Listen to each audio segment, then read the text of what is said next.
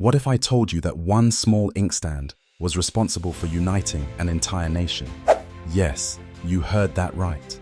Today, on this episode of Fascinating History, we're diving into the surprising story of the inkstand that changed the destiny of the United States of America. The year? 1776. The place? Independence Hall, Philadelphia. It's an unbearably hot summer, and 46 delegates have crammed into a small room. These are the founding fathers, names you know, like George Washington and Thomas Jefferson, along with lesser-known figures, working on what would become the Declaration of Independence. But wait, let's talk about that inkstand, an object most people overlooked. The inkstand in question wasn't just any writing tool. Crafted by silversmith Philip Singh, Jr., it had 6 legs, designed in a Rococo style, and was as intricate as it was useful. But here's the kicker. What made this inkstand historic wasn't its design, but what it symbolized. Flashback to the tension and uncertainty swirling in Philadelphia that summer. Declaring independence from Britain wasn't a universally accepted idea. To some delegates, it meant treason and the threat of immediate execution. The air was thick with nervous whispers and apprehensive glances. But the inkstand, it quietly stood there, ready to make history.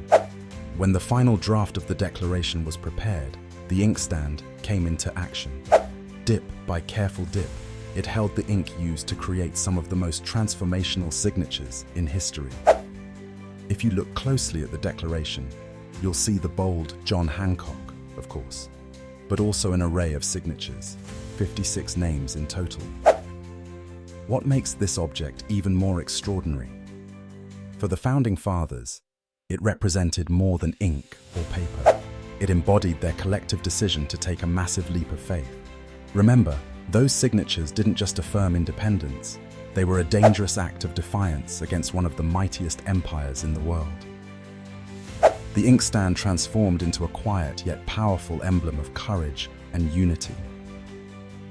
It's believed that this act, the signing, helped cement their resolve. By placing their names together in ink, the delegates didn't just sign a document. They formed a bond that could withstand the weight of war, failures, and political strife. Fast forward a century later, in 1876.